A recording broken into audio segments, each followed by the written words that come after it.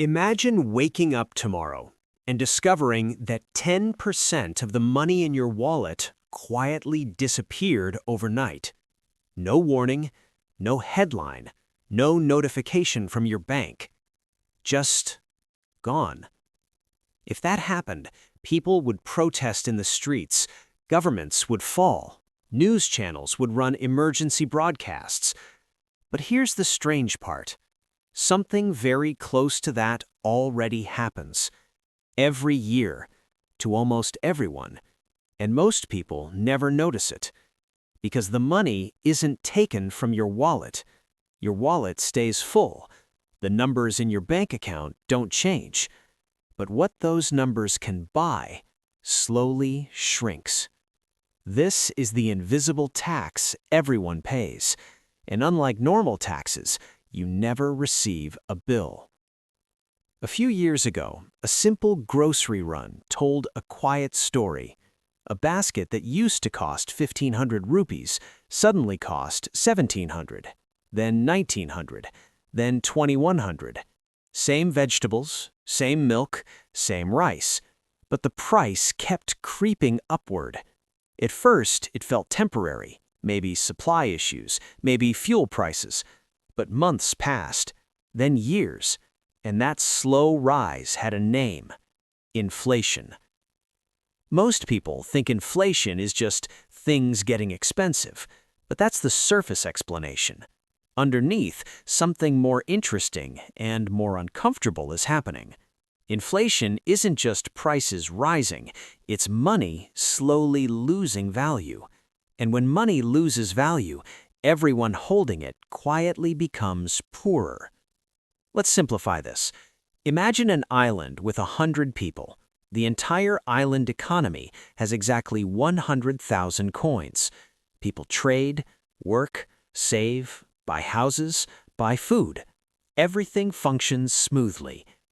Now imagine the island's central authority decides to create 20,000 new coins. Nothing else changes. There are still the same houses, the same farms, the same number of workers, just more coins.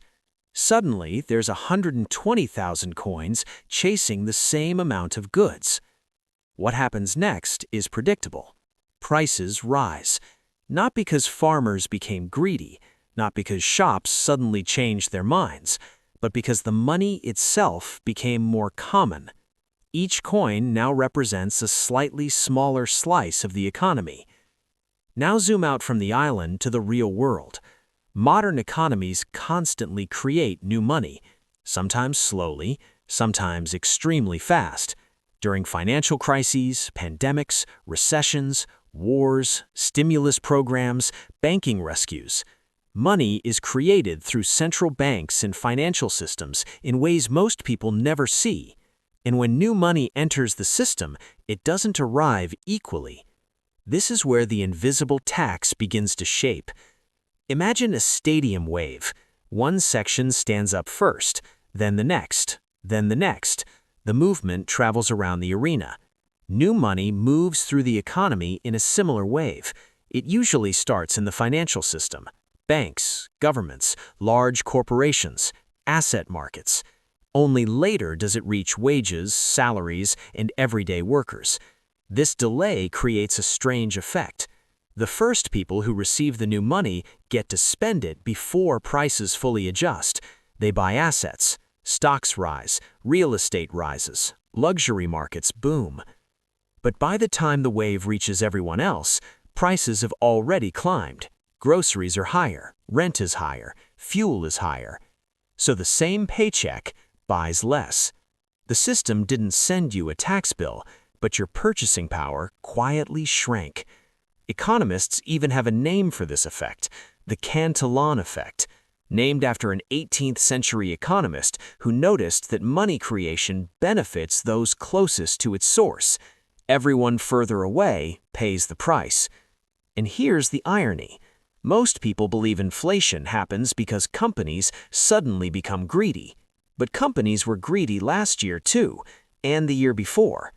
Greed doesn't suddenly switch on at 7% inflation. Something deeper is happening.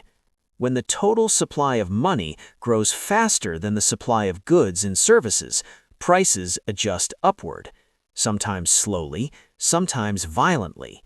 History has shown both versions. In mild cases, inflation quietly erodes savings over decades. A currency that once bought a full meal eventually buys a cup of coffee. But in extreme cases, the system breaks completely. In the early 2020s, Germany experienced hyperinflation so severe that people were paid twice a day because their wages lost value by evening. In Zimbabwe during the 2000s, banknotes reached denominations of 100 trillion. A loaf of bread could cost billions. These are extreme cases, but the underlying mechanism is the same everywhere. Create enough money, and eventually the value of each unit falls. Now here's where the invisible tax becomes personal. Saving money used to be simple. You worked, you saved, you put money in a safe place. Over time, your savings represented security. But inflation quietly changes that equation. If inflation averages 6% per year and your savings grow at 2% in a bank account, you are losing purchasing power every year, even though the number in your account is technically rising. It's a strange psychological trick. People feel richer because the number grows, but the real value shrinks, and over long periods, the math becomes brutal. At 6% inflation, the purchasing power of money halves roughly every 12 years. That means 1 million rupees today may buy what 500,000 buys in just over a decade. No tax announcement, no parliamentary vote, just silent erosion. This is why older generations often say things like, "I remember when a full meal cost 5 rupees," or "houses used to cost a fraction of today's price." They're not exaggerating. They're describing decades of cumulative inflation. Prices didn't jump overnight. They drifted upward year after year until the difference became shocking. Now, to be fair, inflation isn't purely evil. A small amount can actually help economies. It encourages spending and investment instead of hoarding money. If people expect prices to rise slightly, they are more likely to buy homes, start businesses, and invest. But the balance is delicate. Too little inflation can stall economies. Too much can quietly drain wealth from savers and wage earners. And once inflation accelerates, slowing it down becomes painful. Interest rates rise, borrowing becomes expensive, economic growth slows, jobs disappear. It's a difficult trade-off that policymakers constantly try to manage. Which brings us to today. Around the world, money supply expanded dramatically in recent years. Trillions were created to stabilize economies during crises. At the time, it seemed necessary. Maybe it was. But money created today tends to reveal its effects later.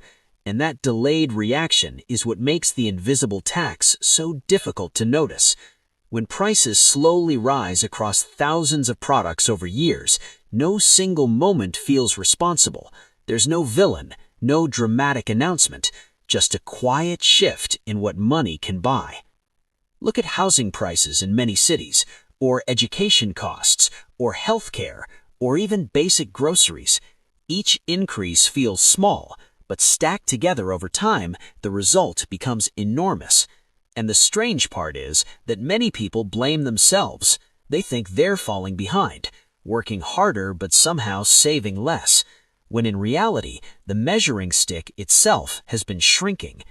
Money is supposed to measure value, but when the measuring stick keeps changing length, the entire system becomes harder to read. And that leaves us with an uncomfortable question. If the value of money can slowly erode, quietly, year after year, then what exactly does it mean to save? What does it mean to build long-term wealth? And perhaps the bigger question, if this invisible tax touches everyone, who actually benefits the most from the system that creates it?